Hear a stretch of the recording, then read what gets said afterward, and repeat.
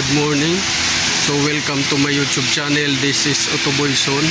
So ngayong araw guys, magpapalit tayo ng kung matatandaan nyo guys yung Chevrolet Camaro Silver. So magpapalit tayo ng starter at saka battery. Dahil yung battery nagdi-discharge na siya, surface discharge na, palitin na talaga. Tapos yung starter dumudulas na, hindi na kumakapit yung ano niya, tawag dyan, yung Bendix drive niya sa loob. Dahil sira yung solenoid, hindi na sumisipa ng ano, papalya-palya na siya. So dahil hindi tayo nagre-repair dito, although na pwede naman natin i-repair yun, kaso dito hindi tayo nagre-repair dahil iniiwasan na may mga back job ganyan na trabaho na makakasira sa shop. So ngayon magpapalit tayo ng surplus lang din. Surplus lang to, galing doon sa nagre-rebuild or nagre-rewind. So yun yung papalit natin guys. So ang issue nito guys, minsan nag-hard start dahil sa battery, palitin na. Minsan naman hindi na siya tumutunog yung ano niya, hindi na sumisipa yung solenoid, hindi mo maririnig yung Bendix drive niya na sumisipa. So yun lang guys, papakita ko muna sa inyo yung unit. So kung bago pa lang kayo guys sa video na to, so paki-like, share, subscribe my YouTube channel Otoboy Son, at mapapanood nyo rin ako guys sa Ubiq Works TV sa FB page ko. So huwag kalimutan guys, paki-follow na rin at saka like, share ng FB page ko. So papakita ko sa inyo muna guys yung unit at saka yung parts na ipapalit natin. So ito guys yung unit, Chevrolet Camaro. So ikutan lang muna natin. Ito, yan, this is Chevrolet Camaro. Yan. So ito yung diniagnose natin na ano, yan o, Camaro. Nasira yung battery dahil ng daming mga wiring na ano pinagagawa doon nung mayari na pinapaganda siguro niya yung sasakyan niya. Yan, Camaro.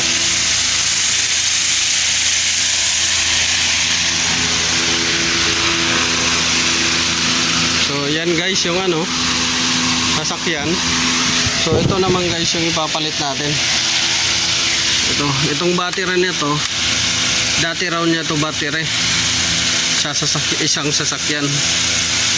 So ipapalit natin, lilinisin natin tong terminal, positive at saka negative. Tapos ititest natin kung okay ba. Tapos i-charge natin, may battery charger tayo doon. Tapos ito naman, lilinisin natin yung mga terminal sa likod yan. Tapos ititesting din natin kung okay. So bago natin isalpak doon at saka bago tayo magpalit or magtanggal doon. So yun lang guys. Shout out pala doon sa ano, yung bagong kaibigan ko doon sa ano, si Sir Raul Del Pino, yung YouTube channel niya, Raul Del Pino. Napakahusay na tao yun. Pinapanood ko lagi yung mga video niya. Napakahusay pagdating sa alternator, pagdating sa starter, lalo na sa mga pag-rewind at saka repair. So marami ako natutunan doon, although no may alam ako dito rin pag rewind saka repair at saka ito pag repair ng battery.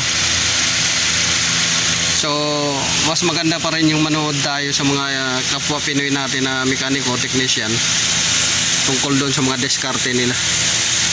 Isa lang masasabi ko doon sa kay Sir Raul Del Pino, mahusay, magaling, malupit. So panoorin nyo yung ano niya, YouTube channel niya, Raul Del Pino, yung YouTube channel niya. So ito ipapalit natin, recall lang natin, review. Papalit tayo ng battery dahil nagsusurface discharge na yung battery doon sa Camaro. Yan.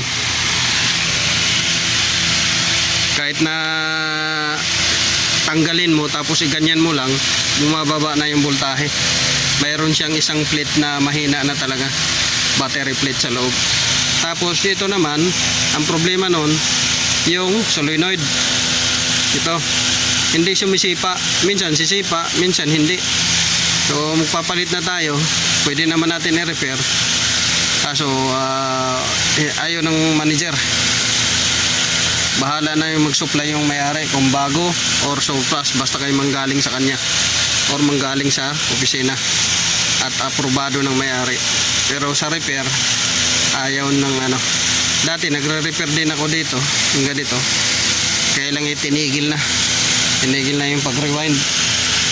Kasi nangyayari tuloy, puro rewind na lang tuloy. Ayaw nang bumili ng ano, may-ari. So yun lang guys, update ko kayo tungkol dito sa Camaro.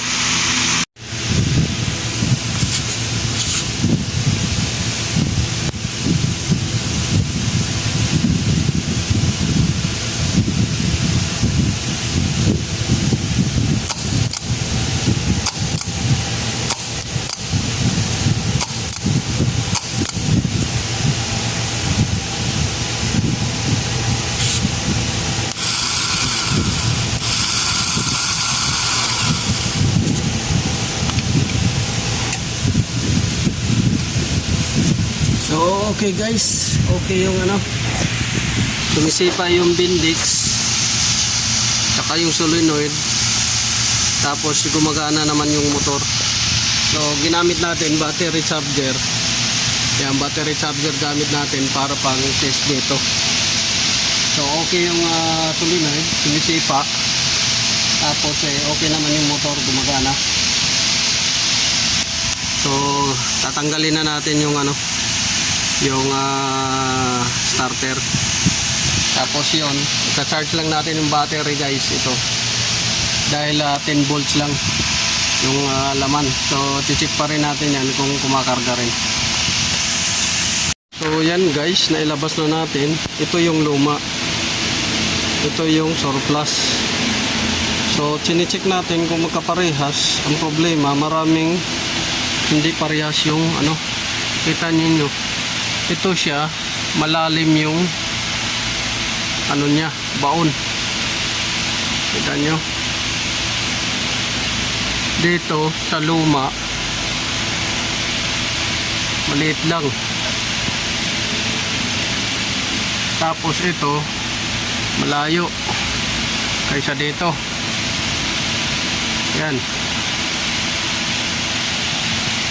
Tapos dito, ito yung luma guys, kita nyo yung ano, pinapalan lang ni steel glue.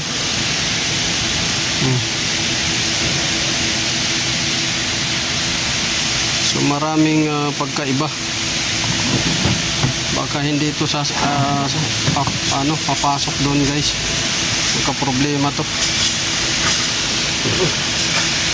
Kita nyo.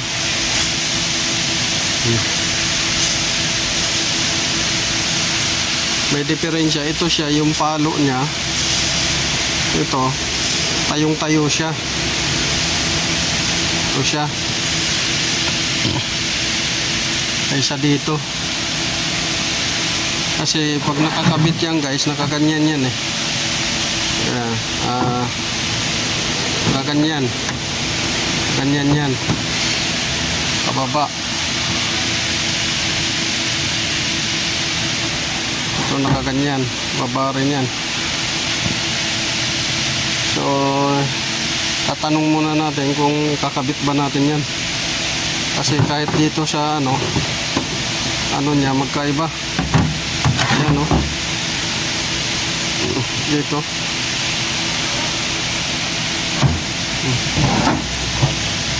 Morning. Mapisin.